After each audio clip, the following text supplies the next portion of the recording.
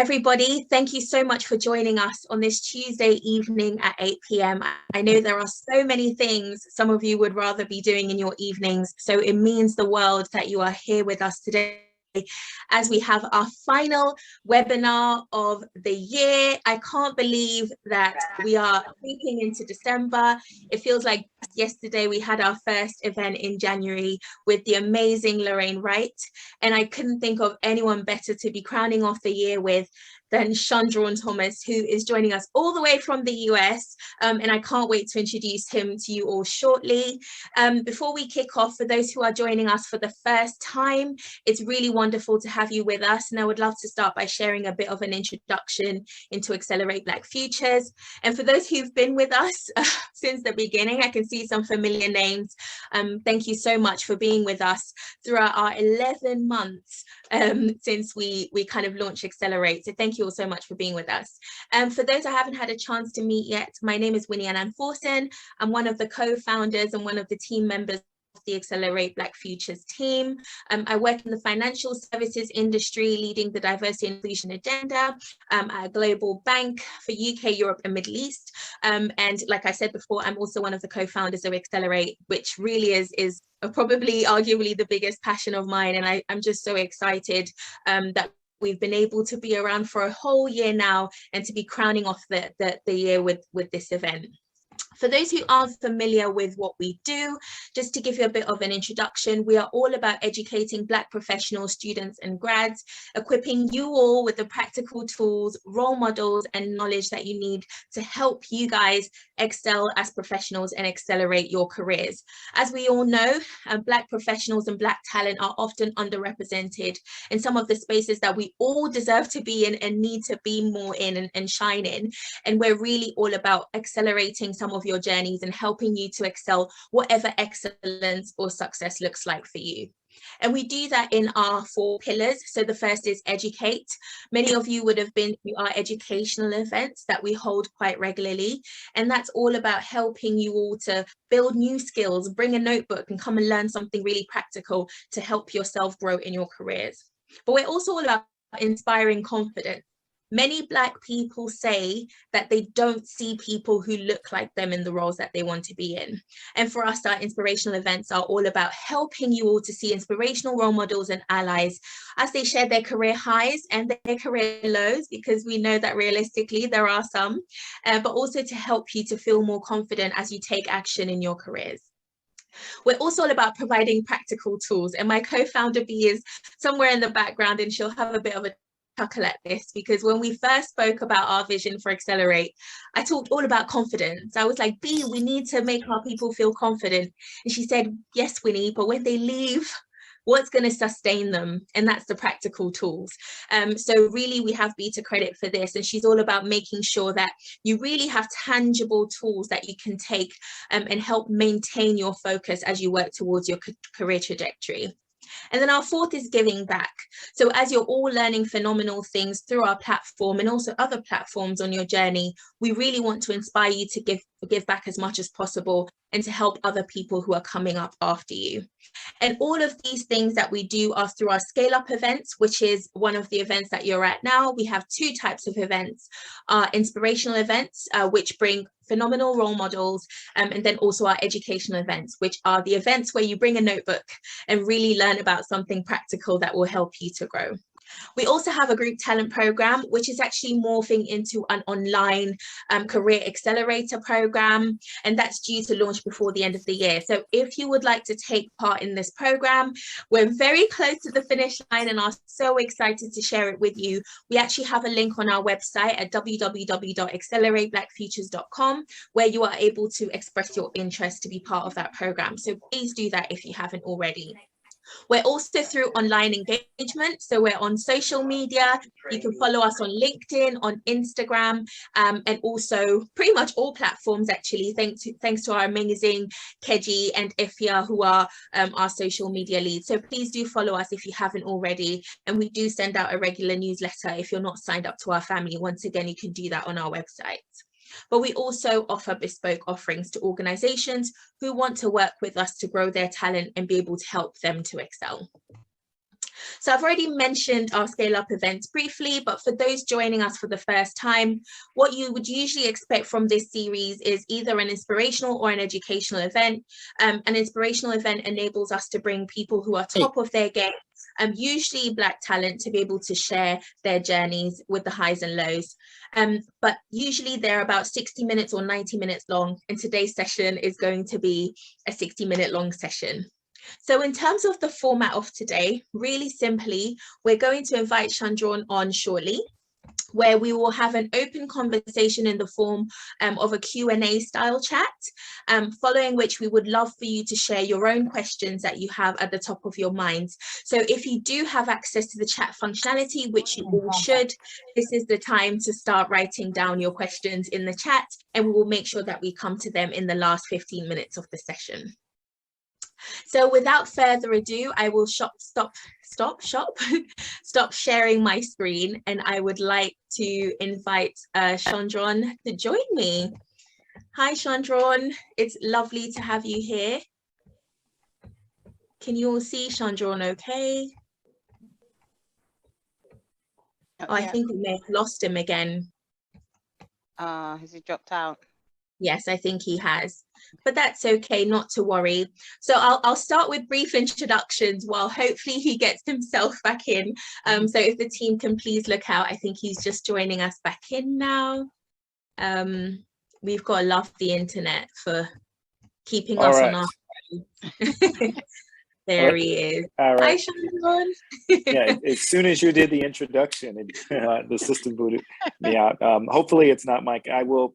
The good thing is it gets back in quickly. I will note I'm traveling on business, but I didn't want to miss this opportunity. So it's good to be with you, Winnie. Oh, no worries at all. And thank you so much for joining us. I was just saying that the internet likes to keep us on our toes. So it wanted to give you a grand entrance. So here we are. Here we are. And we'll just keep it pushing in that spirit. So if we do lose you, we'll just keep it going till you return. But it's such an honor to have you. And it means the world that you've taken your time, especially on a trip, to be with us today. And I'm sure the audience feels exactly the same way I do, that we're so excited to learn all about your career journey. For those who haven't had a chance to hear about Shundrawn's amazing experience, he is the president of the Northern Trust Asset Management business, and also the member of their management group as the Northern Trust Corporation. Prior to joining Northern Trust, Shundrawn has had experience at Goldman Sachs as well, which, as we all know, is quite a prestigious organization, and also research with Morgan Stanley. So Shundrawn, I mean, what an accomplished career. I guess that was a very brief introduction, but I will hand over to you now to give more detail about yourself, anything else you'd like to share that the group should know about you. Well, again, let me thank you, and certainly not just you, but all of the leaders of Accelerate Black Futures. I'm just so impressed with appreciating what you've been doing and what you've put together, and encouraged and inspired by the mission. So in terms of just, maybe a little bit more of an extensive introduction, like I like to distinguish, who I am from what I do. So if you ask me who I am, right, I'm a husband of one wonderful wife, married much better than I deserve. And we have been happily married, and we have two sons. I have a younger son, so I'm a father, who is a senior in high school. And my older son is in his second year of university. So that's, my nuclear family. Beyond being a husband and father, if I describe myself, in many respects, I'm a servant. There are many capacities in which I'm called to serve, whether it be through what I do professionally, whether it be the role that we have in our ministry. We're very involved in certain nonprofit organizations. And so that's a big part of who I am in various capacities of my life. I consider myself a lifelong learner. I've had the good fortune of serving in a number of capacities as an advisor, whether it's serving on certain nonprofit boards or a public board for which I serve, Reinsurance Group of America, which is a public insurance company. And I'm a writer. I love writing. And I've had the good fortune over the course of time to be able to write and publish 4 books. In terms of what I do, you talked about that. I mean, I spend, a good majority of my waking hours in my executive role. And, if I think about it from a career standpoint, I spent 27 years in some form or fashion working in a variety of roles in the financial services industries for the firms that you indicated. And most of that experience has been, sort of in one of two buckets. Working in capital markets, that's where I spent most of the early part of my career. And then really in the middle and latter stages, working in asset management in successive roles, and spent nearly the last 5 years as president of Northern Trust Asset Management. So that's, what I do professionally. Amazing. I absolutely love that. And I'm stealing that from now on, making that distinction between who you are and what you do. And I actually think that's a great point to raise, because I think many of us in the pursuit of living purposefully can attach a lot of our being to what we do. So I love already that you're kind of giving us so much clarity around the importance of that. So thank you so much for sharing that. And you talked about working in asset management and essentially how you kind of built your career. I know many children don't start out at the age of 5 going, Shundrawn, what do you want to be when you grow up? I want to be in asset management. So I guess we'll start right there and ask you, did you always think you wanted to work in the financial services industry? And kind of how did your career aspirations come to light for you? No, it's a fair question. So the short answer to that question is no. I certainly didn't always know what I wanted to be per se, nor did I put a self-imposed pressure. I would say this. It's interesting. I was born and raised in Chicago. I grew up in the inner city, and I can say transparently, I grew up in what we might call a lower socioeconomic status. So we didn't have a lot of money. I had wonderful parents and a wonderful family unit. But for all practical purposes, Wall Street, where I ended up working for 2 Wall Street firms, or in Chicago, what the financial district is in Chicago is LaSalle Street. You have equivalents of that in various, financial centers around the world. Those could have been a universe away from where I was when I was growing up. Here's what I would say, Winnie. From a very young age, when I would get asked the question of what I wanted to be when I grew up, I did always say consistently I wanted to be a businessman. And when I was small, I had this image in my head. I would see, these folks on TV, and they would be wearing suits and ties and carrying briefcases. And I think all I really knew at that particular point in time was that, that was something that seemed appealing to me. It seemed like they were doing important work. And it wasn't until, I got to high school, I was fortunate. I went to a magnet high school. And so I got exposure to business classes before I went to college. I took an applied economics course, and I took an accounting course. And that started to give me some practical understanding about business. And so I think there's a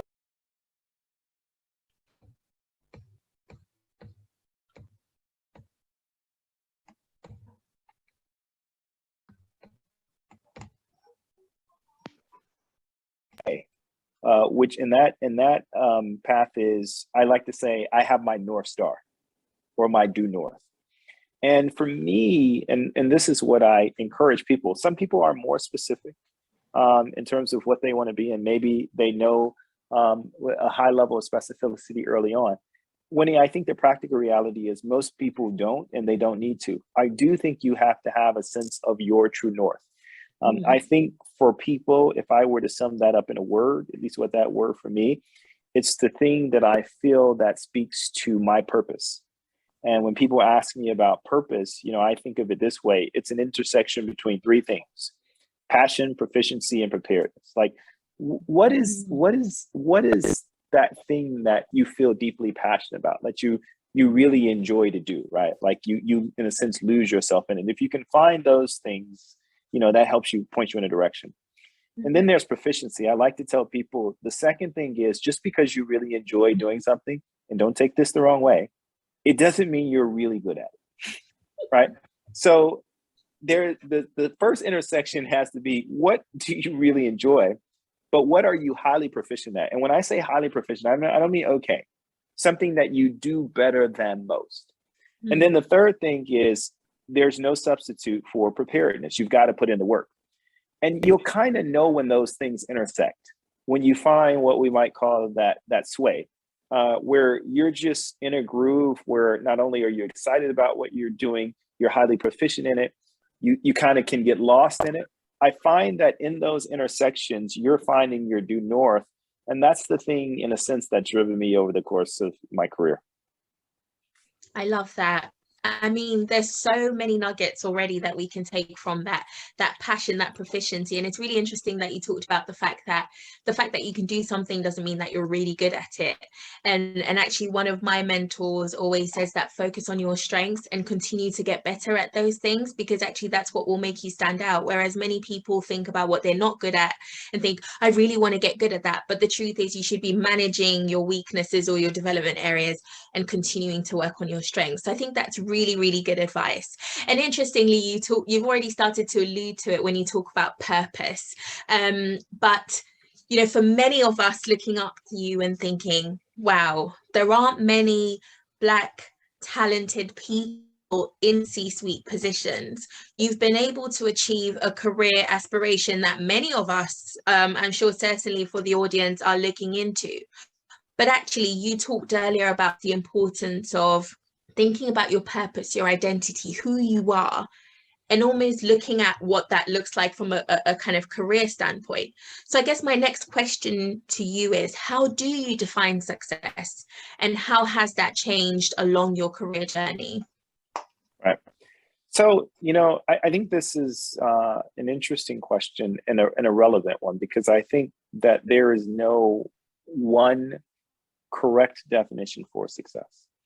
But I think people need to be very introspective about, you know, how they define success and then how they pursue it. For me, success is not principally about either financial rewards or recognition. Now, there is a truth to some degree that those things may accompany success, right? They in some form, not completely and certainly not totally, can be markers of success. But for me, those do not equate in and of themselves to success. I think of it in sort of three ways. One, the first thing I think about is impact. Like, so success for me is creating meaningful, lasting value.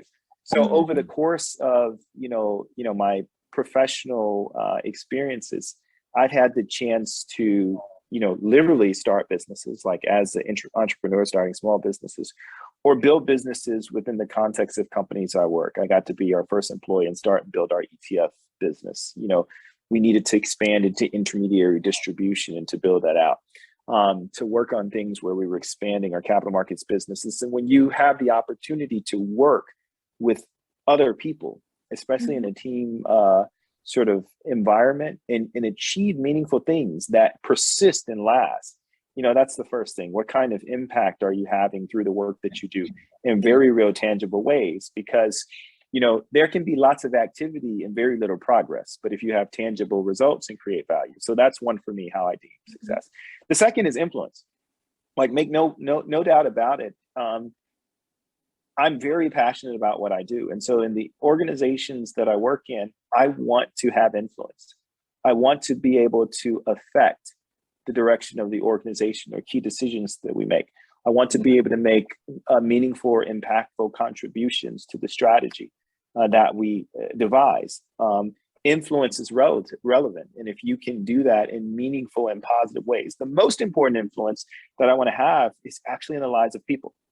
And so the biggest marker of success to me is the opportunity to make meaningful contributions to the lives of others and see them become successful, right? The last thing I would say is more from an introspective standpoint. So something that I don't think most people think about enough when they assess success is looking at it from the perspective of their own personal growth. I think this is really important. This last point, if I can just hover over it, so many people look to the outside for affirmation.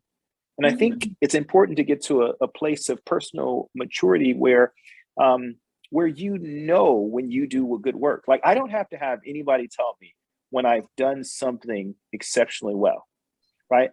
And so there's a degree of success that comes from assessing my own personal journey and growth. I like to tell people, look, I'm not perfect. I'm constantly being perfected, but I'm like on version 20.0. I can see over the course of my life, each version we worked out a few more of the bugs, but I can see that progress. And this is really important. Because of that, I don't have to look to others or outside of me to feel a sense of fulfillment and accomplishment, because part of the success is simply a function of who I am becoming professionally and personally. And I absolutely love that you shared that, because actually in the pursuit of purpose, in the pursuit of something bigger than yourself, often you're able to succeed because you're able to look beyond your shortcomings. I love what you talked about in terms of being self-assured. I think often, especially for the Black experience, I know I always bring it back to that because we are Accelerate Black Futures, but I think sometimes when we experience microaggressions or we're in spaces where we don't fit in, we often look to the environment to help us to fit in. But I love what you shared, because I think it's important about finding that center within yourself and building that. And I think also when we link back to the Accelerate pillars, being able to give that to others too. So actually that links really well with your second point around the impact that you make on others and how you influence them, because it's actually very well interlinked. And actually, the more you do that, the more you're able to build yourself up. So I certainly have taken so much from that.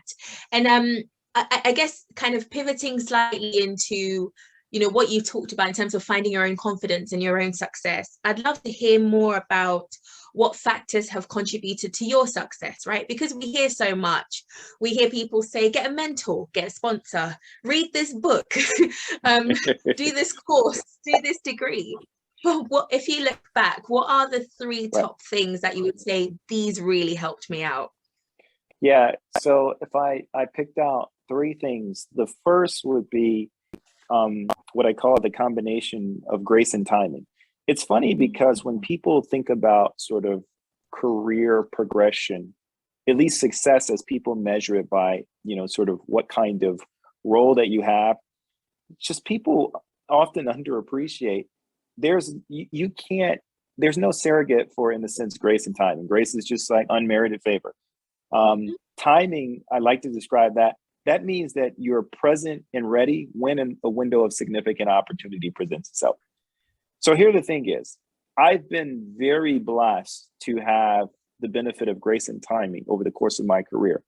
I think there are instances where arguably if I would have showed up at an organization a year later or something, the same subset of opportunities would not have been available. It doesn't mean that I wouldn't have had success in my career. I wouldn't have done maybe something different.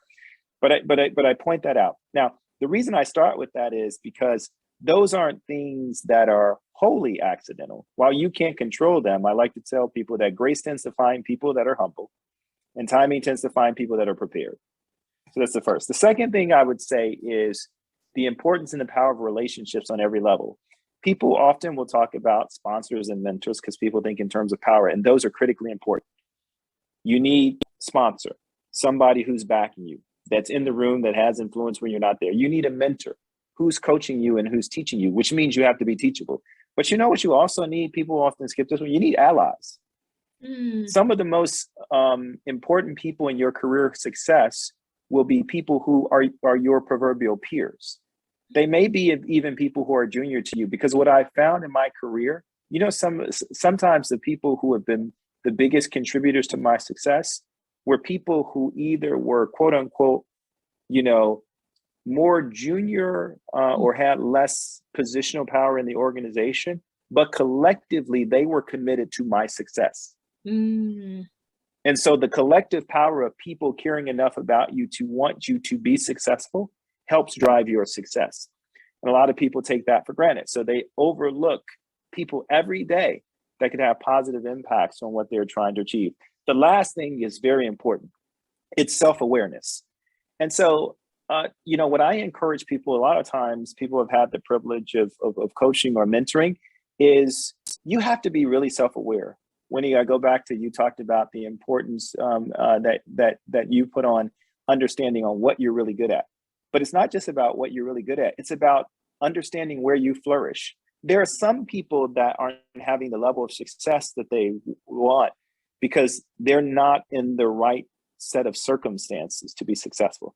There's some people who are highly talented, but aren't pursuing the thing that's most fit for them. I like to say some people got the wrong dream, some people got the wrong team, but you have to be self-aware to know that, because that no one else can fix for you. You have to have the right dream for you, and you have to have the right team for you. And those are fundamental things in terms of being successful. And that only happens if you're truly self-aware. Gosh, I feel like in the last 2 to 3 minutes, you've really taken us to church. Like there's so much to unpick from that. And actually, I can see in the chat that Hannah has commented to say, back on the point you made earlier, it's so important to be self-assured and confident in your ability. That, Hannah, and everybody, if you can please start to share your questions. We will be opening up for Q&A shortly. But everything you shared there is so valuable, but you actually slipped a key in there somewhere in the middle, and I'd love to unpick that. You talked about grace and timing, and actually, as a woman of faith myself, I often see people in two camps, right? There are people who are praying fervently for what they want to see, and then, you know, you picked on the point around self-awareness, understanding your circumstances in your environment and where you're supposed to thrive, because actually sometimes it's not just about the prayer, right? It's about how you're also positioning yourself and availing yourself. So I think just to touch on that point, you slipped in a key to say it's being ready when the timing comes. What self-development or development opportunities were you proactive about seeking out in readiness for that great timing and grace? Yeah. So I'll give you, and I have examples, you know, in my career. So, two examples.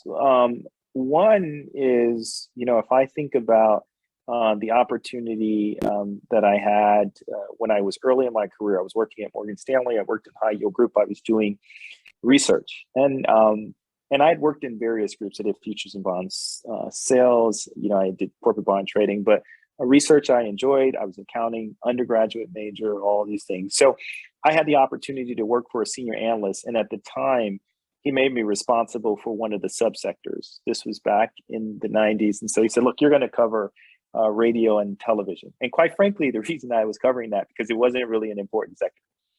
And I was new and I was very junior, obviously, right?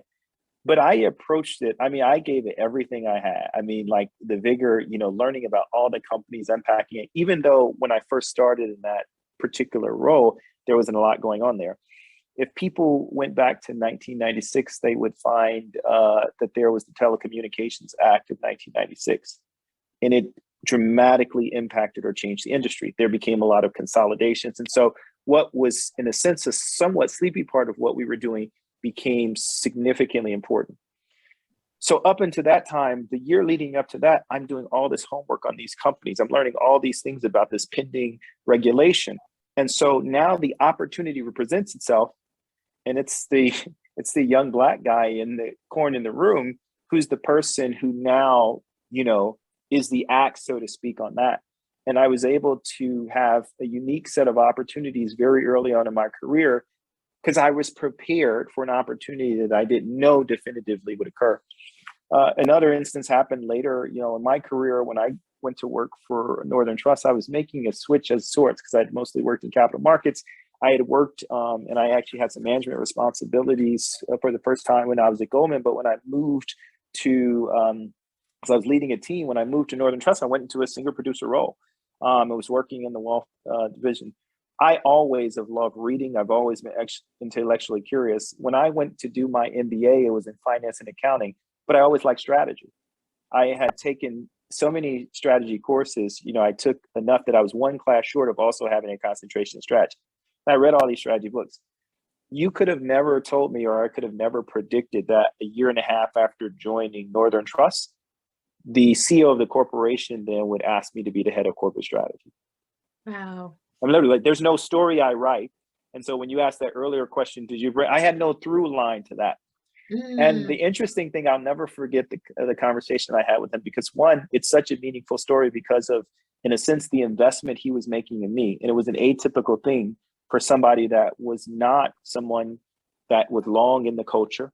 It was a sort of an atypical move, to say the least. But I had actually a really great deal of confidence because how I'm wired, I'm a natural strategic thinker. and just things that I had pursued that it was a role that I could be successful at, right? But I don't believe that would have happened in the sense if I wasn't quote unquote prepared. But I think people think preparation is somebody tells me I've got, this opportunity. Now I'm going to go do the work. Preparation many times is what investment are you making in yourself when nobody's looking, when there's no guarantee. And just like yourself, I'm a person of deep abiding faith, but faith is in part acting without a guarantee. Wow. And you know what? I think that's just so important to emphasize, because I think many of us look at development in such a linear way. What is the next step that I want to get to, and how do I make sure I'm prepared for that? But to your point, what I loved about what you said is you were actually following your interest. I'm naturally good at strategy and I wanted to grow in what I'm good at. And I think that's the thing. Many of us put so much pressure on the next step, but actually sometimes following your passion is what organically prepares you for the next step. So I love that. We've got a flurry of comments coming through. So Natalie Claire says, wow, this is so powerful, clear, practical points. I absolutely agree with that. We have something from Toyosi saying this is really good. Someone from the Accelerate team is loving it as well. And you talked about faith being acting without a guarantee, which is so important. And I love that Hannah has said, so important. Wow, acting without a guarantee. I think it's definitely something that I will also be taking on board.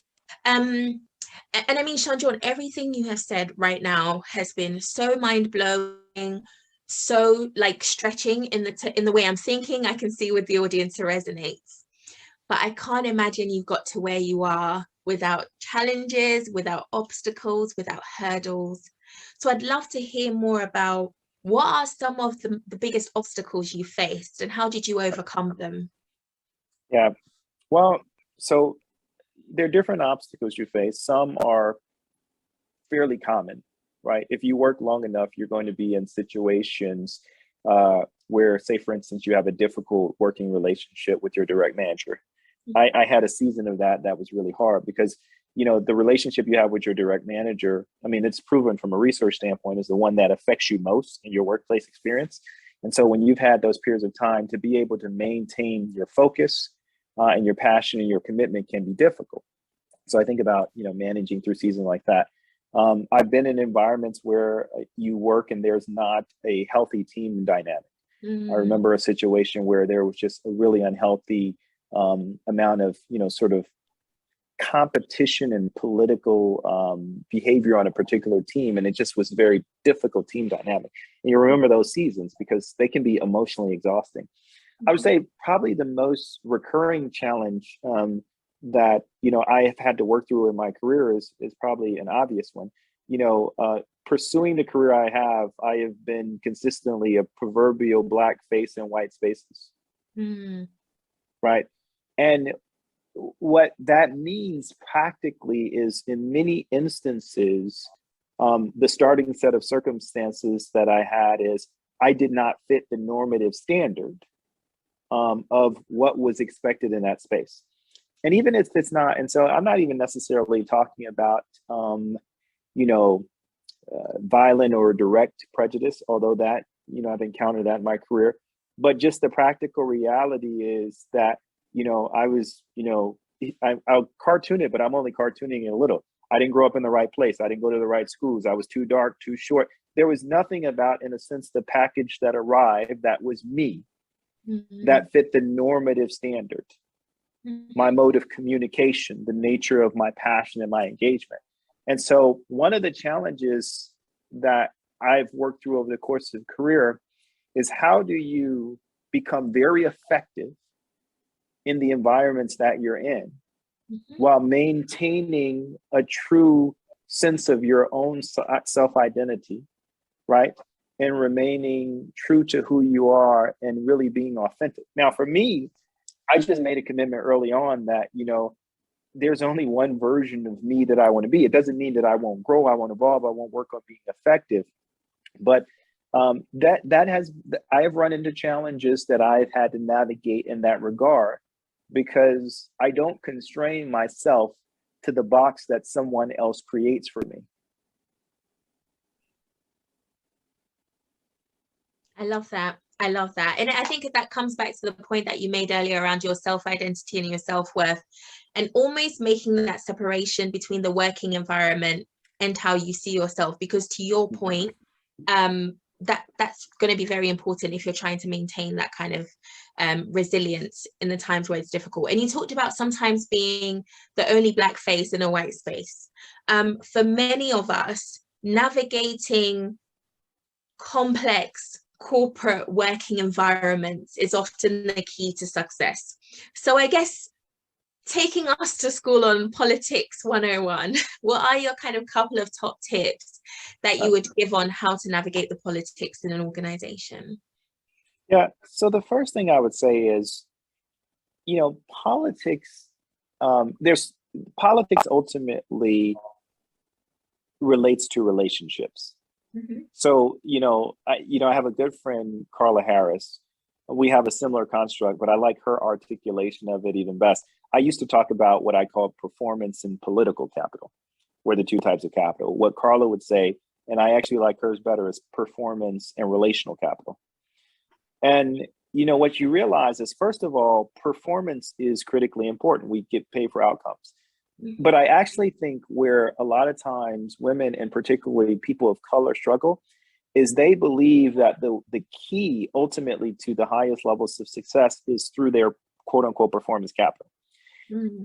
The interesting thing is, in organizations, ultimately relational capital over the long arc of time becomes more important. So when you think about navigating quote unquote the politics of any organization, what it really comes down to is not necessarily quote unquote being overly political. I consider myself directionally an apolitical person. It doesn't mean that I don't observe or I'm not aware of politics that exists. But the way that I address it is through the important term that Carla talks about, which is relational capital. And one of the things that we have to be careful of, particularly, there are titles that we put on people.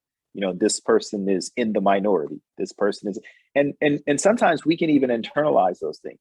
Mm-hmm. And it will cause us to actually shy away from one of the most important things that we need to do, which is build meaningful relationships with people. Mm. Because it's all about having relational capital to draw from. Mm. And so here's one of the, there's some inconvenient truths you have to learn. Here was an inconvenient truth, but I just accepted it early on in my career. Sometimes my starting point was I didn't have an easy or natural point of affinity. Maybe I didn't come from the same neighborhood. I didn't go to the same school. I can't play golf. Okay, fine. Cry me a river over it. I could sit around and wring my hair about that. But the reality is people are people. And if you actually work hard enough at it, with most people, you can find common ground or common points. Now, here's what it does mean. If you are not, quote unquote, the normative standard, it may mean you have to work a little harder. Mm-hmm. But here's what I like to tell people. You choose to go to work where you go to work every day. And if you're going to make that choice, then you should optimize it. If you're mm-hmm. going to spend most of your waking hours in a particular place, that's a really important choice. If you don't like the place, find one that you do. But if you're going to choose to go there, be all in, right? Build the kind of relationships that will allow you to be effective in the organization, and I stress this, you have chosen to go to work for. Mm. Oh, wow. That's so deep. You've chosen to be there. You might as well optimize those relationships. And just to remind everybody, I'm just about to ask one last question before we go into Q&A. So please do share your questions in the chat and we will pick them up. So please do keep sharing.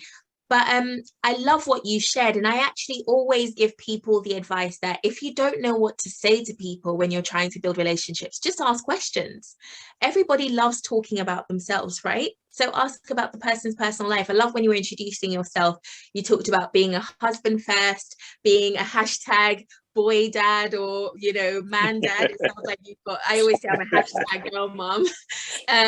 You've got 2 sons. Your mission is to serve. Most people have many things beyond their work experience that they want to talk about. People want to talk about their personal lives, and the fact that we don't know how to play golf doesn't mean, you know, we can't talk about other things. And I love that. Working in inclusion, I always say to people, we have so much more in common than we have as differences. So I love that resonates.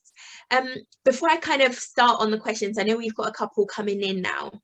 I guess as a final kind of top tips from you, as many of us who are listening are working towards our aspirational careers and where we want to get to, what would you say? I know you talked about the importance of learning, being authentic, you shared so much with us, but if there are any more tangible skills and capabilities, what 3 skills would you say are important to continue to develop in this space? Yeah, so I'm going to go back to one, but I want to be very specific about it. Like, I believe whether it's actually working with a formal coach, using tools like Strength Finder Lite or others, there are all kinds of assessment. I think you need to start with being very clear. You use this word, Winnie, on what your strengths are. It's sort of like, if we cartooned it, but it's actually really practically true. It's like having superpowers, but you don't know what they are. So I know from a temperament standpoint, if anybody's done Myers-Briggs, I'm an ENTJ. I'm a very moderately expressed extrovert, interestingly enough, not far across the line from introverts, right? It means I'm an abstract communicator. I'm also a nonlinear problem solver. I'm a natural strategic thinker.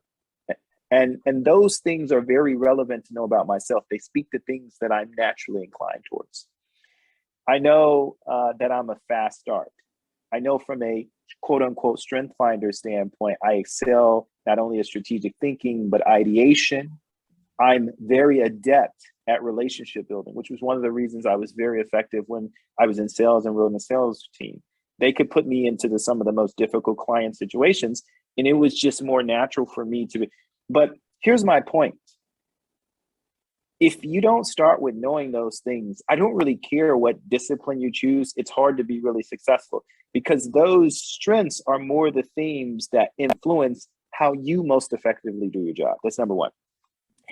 2, I think you have to really, really think long and hard about what is the situation in where you most flourish. Because even if you're doing really well for a while, a lot of people say they want a certain role. Like a lot of people, will tell me they'd like to have my job, but I kind of laugh. I say this jokingly, it's because they don't have to do it.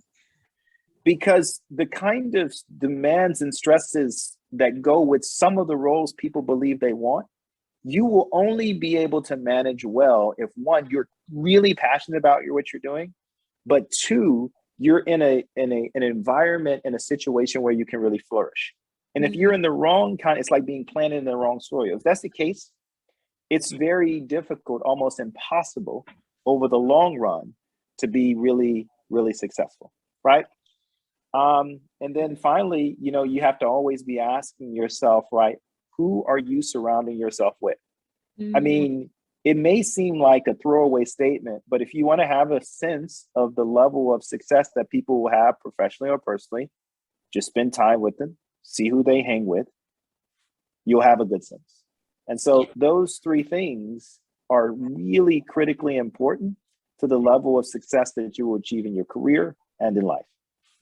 Oh, I love that. I love that you talked about the Strength Finder, and I actually recommend for people listening to do that fairly regularly, maybe once every 2 or 3 years. Check it out, because what I found over time is I like to do insights, and I remember at the right beginning of my career I was like a dominant yellow, and I remember the feedback I always got was, you've got really bad attention to detail. And it used to bug me so much. And actually, interestingly, 10 years down the line, I've got a spike in red and a spike in blue. And that's because I've learned really hard to get better with detail. And I've learned really hard to take more control over situations and lead more effectively, which you would not have seen an ounce of yellow, right, or blue at the beginning of my career. So I think it's a good thing to continue to do regularly. So thank you for sharing that. And I think from what you shared, once again, I think a lot of the time people look at C-suite kind of people and think, what do they have that I need to get there? And I think what you've done is helped us all to understand that with the right preparation, the right tenacity, the right support, and being in the right environment, anyone can be successful, whatever that looks like to them. And I think that's just been so empowering in the most practical way. And I can't thank you enough. And we've got questions streaming in. So I'm going to start with Natalie Clare. Natalie asked, have you ever faced a pay gap because of being underestimated or Black or new in the industry? And how have you resolved this? Or what advice would you give to help resolve this? Yeah, so the answer is yes. But here's the thing. And again, my advice, this may not work for everyone, but let me tell you how I think you address it. So the first thing is you need to be really informed. So what I find a lot of times when I talk to people who are disappointed or disenchanted with their pay or their compensation, they actually may very well be right, but they often are underinformed. So they're upset because of how they feel or maybe what they heard another person get paid. What I would say is educate yourself deeply in the field that you're in. There are sources and ways where you can have a good sense of what compensation is, not with this water cooler talk. So that's number one. Two, right? Before you just go at like talking about a number, because a lot of people want to sort of debate the number. What I also tell people is understand how compensation is really driven. What do I mean by that? In lots of organizations, the biggest driver of your compensation and compensation opportunity is not so much your principal performance in the role. That's important. The more important point oftentimes is the role that you're in. So if you want a certain level of compensation, sometimes the answer is you've got to be in a certain kind of role. It's important to know that, because sometimes people are fighting the wrong battle. They're like, I need to maximize my compensation in this role. But what they don't realize is even if you got the max comp in that role, it's not going to be maybe what they thought that they were shooting for. And here's what, and I hate to tell you this, companies aren't going to reprice the role for you.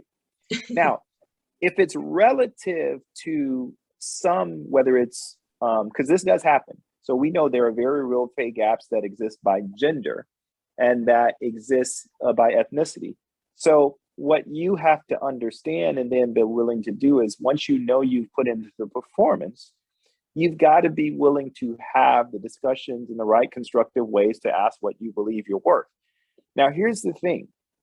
This is important because if you know and you are properly informed and you've appropriately engaged in that, then you've also got to be willing to decide what you're willing to do about that.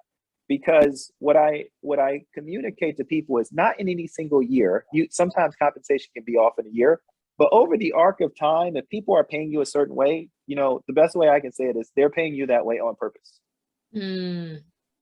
Wow. So then maybe you have a different decision.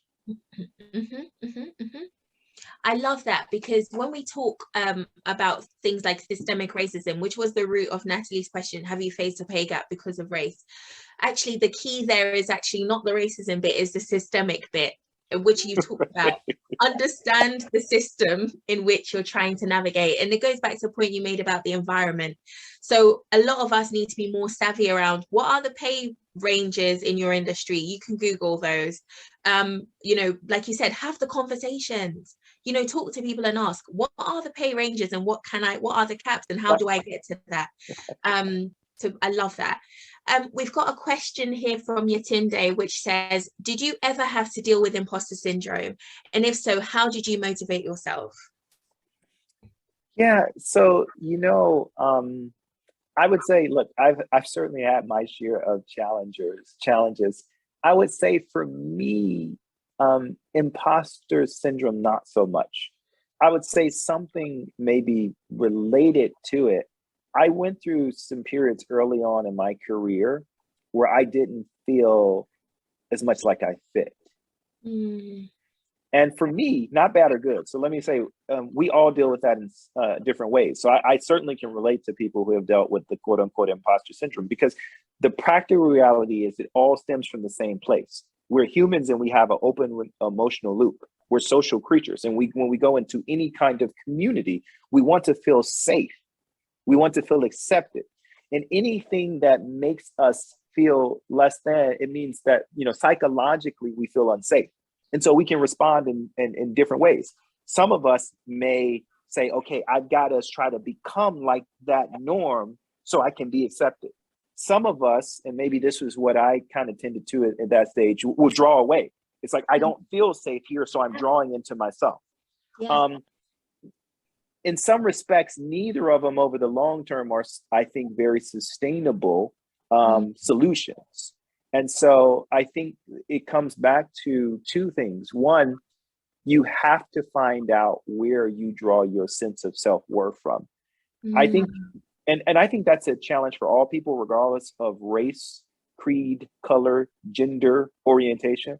I do think in many of the societies that we know and live, particularly not just as a person of color, I want to be very specific. As a Black person or a person of African descent, in so many different places, right? The reality is explicitly or implicitly, it's a message that says that you're less than or you're less capable. And so there's the work that we have to do in our own selves, not to internalize those things. Yeah. That's so important. It's back to the point you made earlier around self-worth as well, isn't it? That if you can define that for yourself, then it's not shaken as much. But actually, on the point around what to do, because you're absolutely right. Yeah. Everyone suffers with imposter syndrome, regardless of your identity.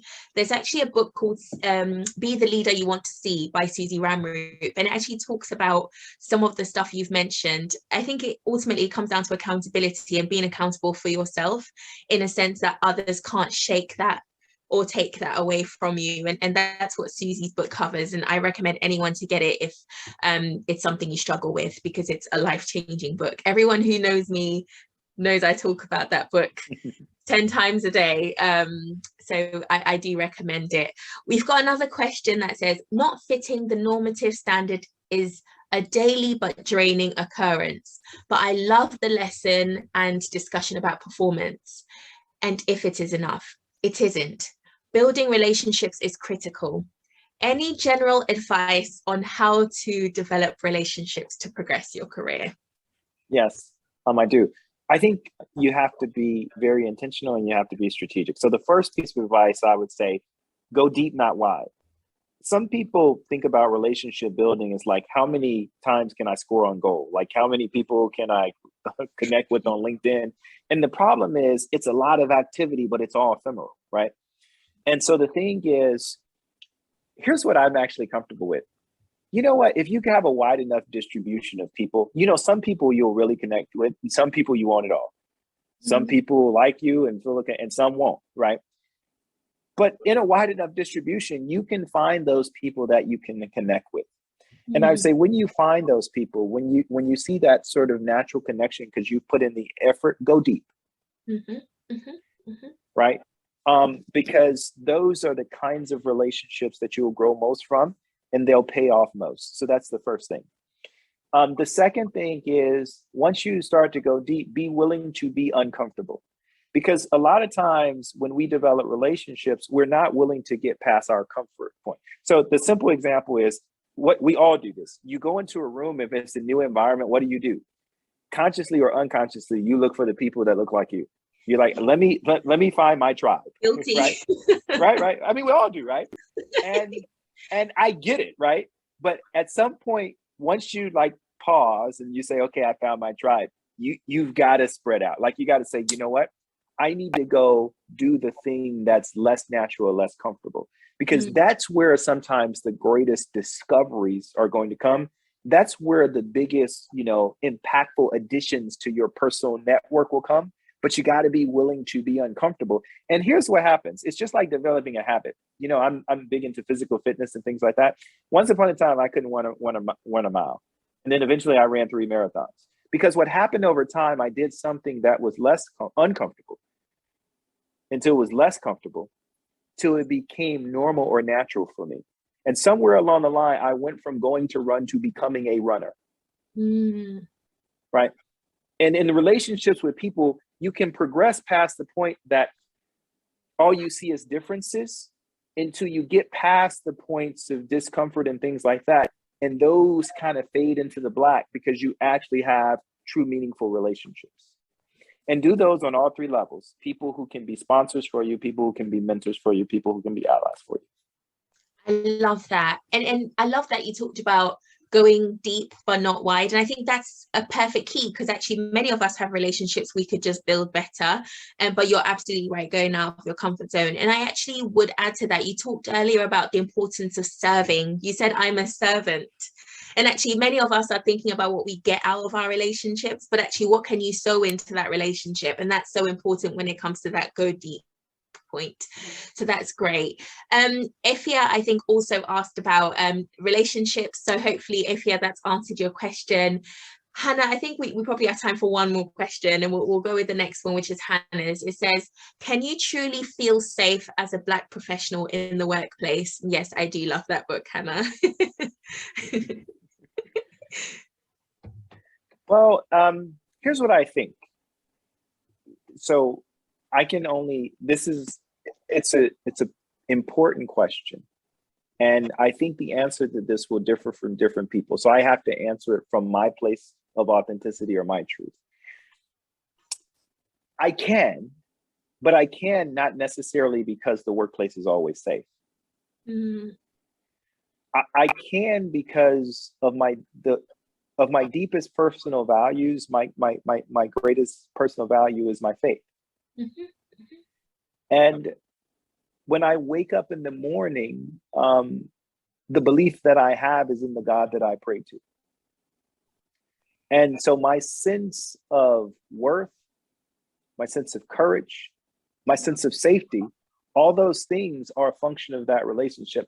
I think for me, if I did not have that, if I didn't believe in something bigger than me, in this case, someone bigger than me, if I didn't believe that my life had meaning beyond this temporal existence, if all my life is what I saw, or the experience that I have some days at work, it would not be a safe place.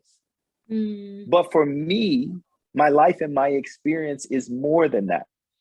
And so the temporal discomforts that I sometimes have to face, the indiscretions, and over time, sometimes some of the indignities, right? Those for me simply can't define my experience.